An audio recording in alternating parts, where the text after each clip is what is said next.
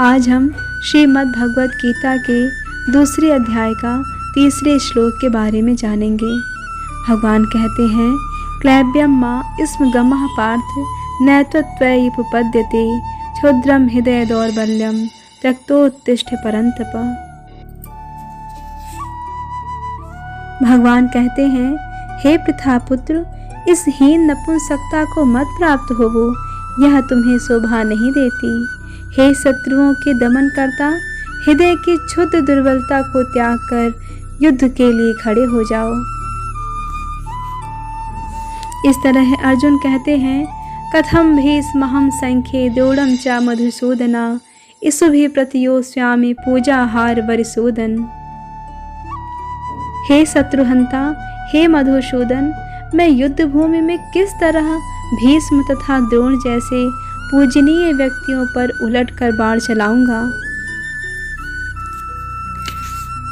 गुरून् हत्वा हि महानुभावान् श्रेयो भोक्तुं भैक्षमपीह लोके हत्वार्थ कामांस्तु गुरुनिहैव भुंजीय भोगान् रुधिर प्रदिग्धान्।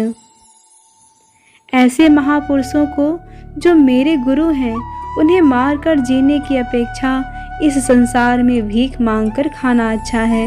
भले ही वे सांसारिक लाभ के इच्छुक हों, किंतु हैं तो गुरुजन ही। यदि उनका वध होता है तो हमारे द्वारा भोग्य प्रत्येक वस्तु उनके रक्त से सनी होगी। तात्पर्य है कि शास्त्रों के अनुसार ऐसा गुरु जो निंद कर्म में रत हो और जो विवेक शून्य हो, उसे त्याग करना उचित है। दुर्योधन से आर्थिक सहायता लेने के कारण भीष्म तथा द्रोण उसका पक्ष लेने के लिए बाध्य थे। यद्यपि केवल आर्थिक लाभ से ऐसा करना उनके लिए उचित नहीं था। ऐसी दशा में वे आचार्यों का सम्मान खो बैठे थे। किंतु अर्जुन सोचता है कि इतने पर भी वे उसके गुरुजन हैं। न च्वैत दिव्य कतरन्नो गरेयो यद्वा जयेम यदि वा नो जयेयु यानेव हत्वा न जिजीविषाम स्ते अवस्थिताः प्रमुखे धार्तराष्ट्राः। अर्जुन कहते हैं, हम यह भी नहीं जानते कि हमारे लिए क्या श्रेष्ठ है, उनको जीतना या उनके द्वारा जीते जाना। यदि हम धृतराष्ट्र के पुत्रों का वध कर देते हैं तो हमें जीवित रहने की आवश्यकता नहीं है, फिर भी वे युद्ध भूमि में हमारे समक्ष खड़े हैं।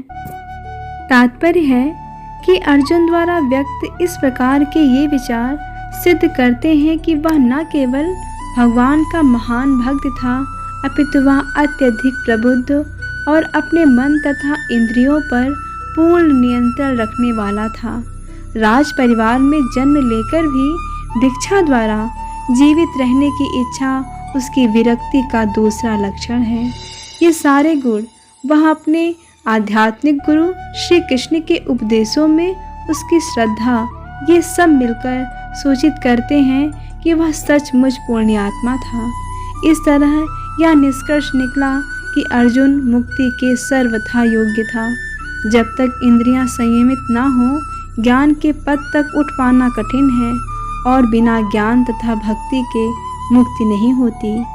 अर्जुन अपने भौतिक गुणों के अतिरिक्त इन समस्त दैवी गुणों में दक्ष था।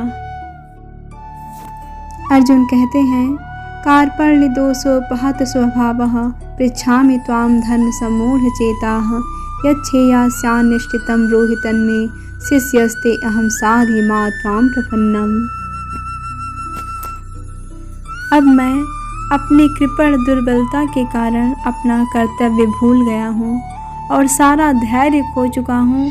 ऐसी अवस्था में मैं आपसे पूछ रहा हूँ कि जो मेरे लिए श्रेष्ठकर हो उसे निश्चित रूप से बताएं। अब मैं आपका शिष्य हूँ और आपका शरणागत हूँ, कृपया मुझे उपदेश दें। तात्पर्य है कि यह प्राकृतिक नियम है कि भौतिक कार्यकलाप की प्रणाली ही हर एक के लिए चिंता का कारण है। पग पग पर उलझन मिलती है, अतः प्रामाणिक गुरु के पास जाना आवश्यक है, जो जीवन के उद्देश्य को पूरा करने के लिए समुचित पथ निर्देश दे सके। समग्र वैदिक ग्रंथ हमें यह उपदेश देते हैं कि जीवन की अनचाही उलझनों से मुक्त होने के लिए प्रामाणिक गुरु के पास जाना चाहिए। ये उलझने उस दावाग्नि के समान हैं जो किसी के द्वारा लगाए बिना भड़क उठती हैं। इसी प्रकार विश्व की स्थिति ऐसी है कि बिना चाहे जीवन की उलझने स्वतः उत्पन्न हो जाती हैं। कोई नहीं जानता कि आग लगे, किंतु फिर भी वह लगती है और हम अत्यधिक व्याकुल हो उठते हैं। अतः वैदिक मांग में उपदेश देता है कि जीवन की उलझनों को समझने तथा उनका समाधान करने के लिए हमें परंपरागत गुरु के पास जाना चाहिए। जिस व्यक्ति का प्रामाणिक गुरु होता है वह सब कुछ जानता है। अतः मनुष्य को भौतिक उलझनों में ना रहकर गुरु के पास जाना चाहिए। यही इस श्लोक का तात्पर्य है। आखिर भौतिक उलझनों में कौन सा व्यक्ति पड़ता है? वह जो जीवन की समस्याओं को नहीं समझता। बृहदारण्यक उपनिषद में व्याकुल मनुष्य का वर्णन इस प्रकार हुआ है कि कृपण वह है जो मानव जीवन की समस्याओं को हल नहीं करता और आत्म साक्षात्कार के विज्ञान को समझे बिना कुकर सूकर की भांति इस संसार को त्याग कर चला जाता है। जीव के लिए यह मनुष्य जीवन अत्यंत मूल्यवान निधि है, जिसका उपयोग वह अपने जीवन की समस्याओं को हल करने में करता है। अतः जो इस अवसर का लाभ नहीं उठाता वह कृपण है।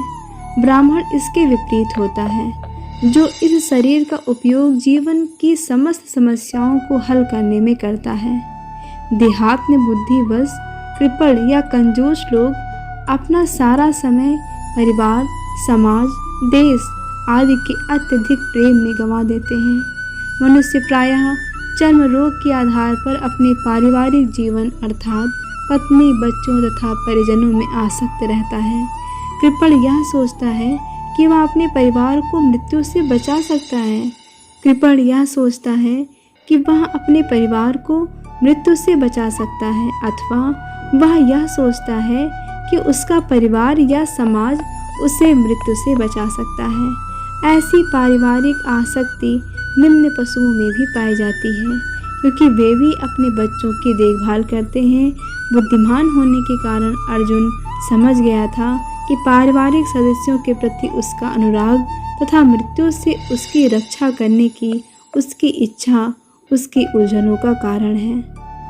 यद्यपि वह समझ रहा था कि युद्ध करने का कर्तव्य उसकी प्रतीक्षा कर रहा था, किंतु कृपण दुर्बलता कार्पण्य दोष के कारण वह अपना कर्तव्य नहीं निभा पा रहा था। अतः वह परम गुरु भगवान कृष्ण से कोई निश्चित हल निकालने का अनुरोध कर रहा है। वह कृष्ण का शिष्यत्व ग्रहण करता है। वह मित्रतापूर्ण बातें बंद करना चाहता है। गुरु तथा शिष्य की बातें गंभीर होती हैं और अब अर्जुन अपने मान्य गुरु के सामने गंभीरता पूर्वक बातें करना चाहता है।